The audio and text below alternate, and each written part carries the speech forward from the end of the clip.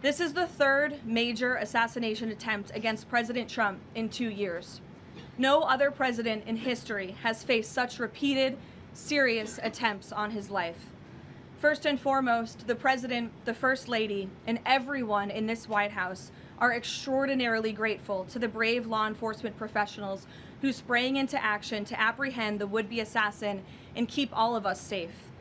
The president would especially like to express his gratitude to the men and women of the United States Secret Service who acted with the utmost professionalism, courage, and sense of duty. This includes the heroic agent who took a bullet to the chest. Thankfully, he was saved by his bulletproof vest. Minutes after returning here to the White House to the Oval Office, despite fighting Secret Service to try to stay and keep the dinner going on Saturday, ahead of addressing you here in the briefing room, President Trump was intent on speaking to this brave agent to ensure he was okay, and the agent assured the president that he was.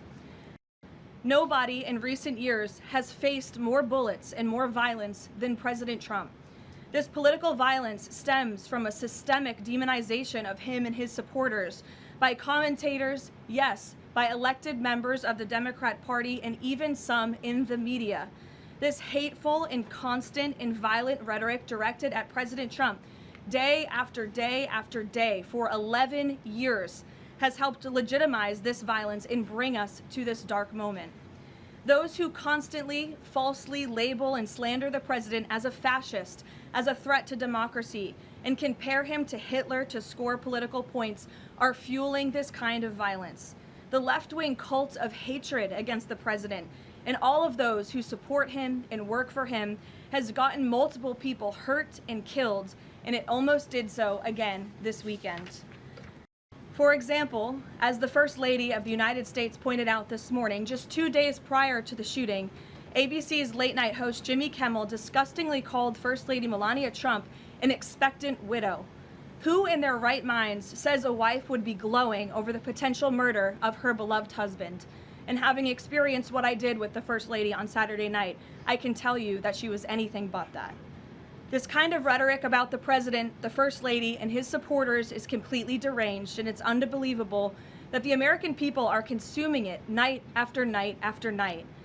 As President Trump said on Saturday night at this podium, we as Americans must recommit ourselves to resolving our differences peacefully and uniting around the shared values that make our country great.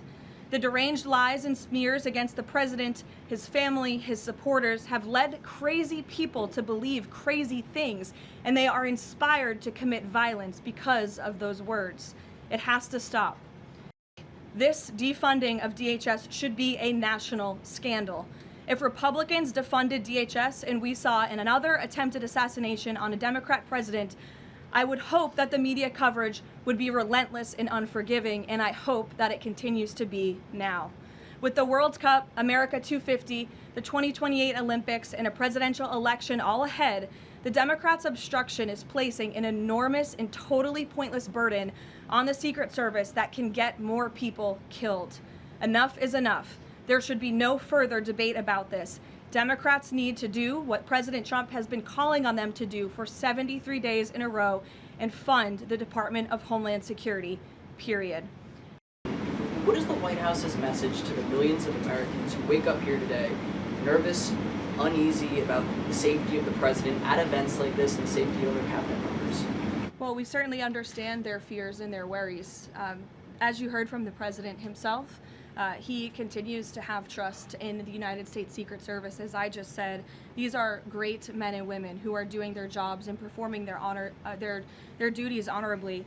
As we all witnessed on Saturday evening, within minutes, the president, the first lady, the vice president, members of the president's cabinet were ushered out of the room. The perpetrator who sought to inflict massive harm, as we all now know with the release of the manifesto on administration officials and the president himself, was stopped at the security perimeter that was set up.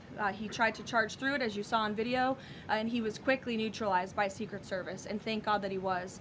With that said, obviously the White House is always asking the tough questions and ensuring the safety of the president. I understand there will be a meeting early this week convened by the White House Chief of Staff Susie Wiles with top DHS leadership, members of the United States Secret Service, and our own operations team here to ensure the safety and the security of the president, as we do have many of these major events moving forward. So we're always monitoring operations and procedures. Jimmy Kimmel's comments were, "Mrs. Trump, you have a glow like an expectant widow." And he said this days before the shooting, but there does seem to be a normalization of rhetoric about assassinating this particular president. How can this administration try to put an end to this? Well, I think from the president on Saturday night, Aisha, that in his words, we need to recommit ourselves as a country to toning down the rhetoric and to unifying around what makes our country great. That's true of everyone who works in this White House, but as I said, it's also true of everyone who has a voice and a platform across this country, whether you're on television, a podcast host,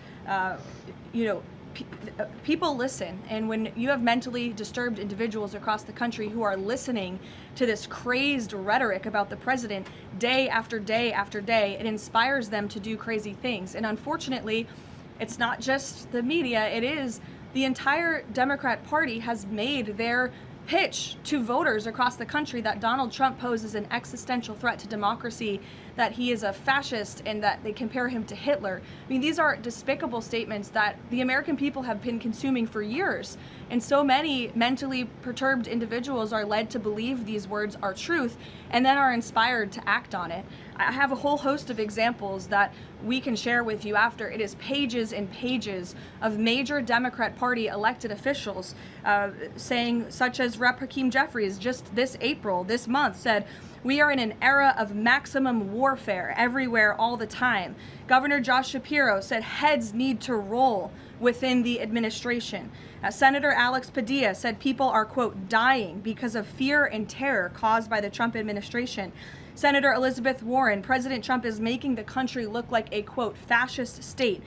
Senator Adam Schiff saying President Trump using a dictator playbook. Senator Ed Markey calling President Trump a dictator, saying that this administration's actions are authoritarianism on steroids. Governor J.B. Pritzker, "Never before in my life have I called for mass protest disruptions. These Republicans cannot know a moment of peace." You have Rep. Presley saying, "We'll see you in the streets." Rep. Monica McIver, a Democrat representative on Capitol Hill, "We will not take this shit from Donald Trump. He thinks he's a dictator. We are at war." These are Democrat elected officials calling for war against the President of the United States and his supporters. But after the foiled attack on Saturday, if the dinner is rescheduled, would President Trump and Vice President J.D. Vance both plan on attending?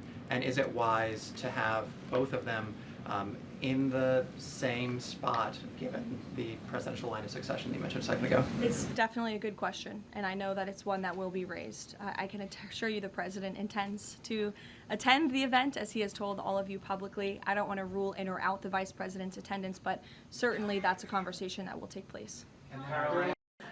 Until after my maternity leave, so thank you guys.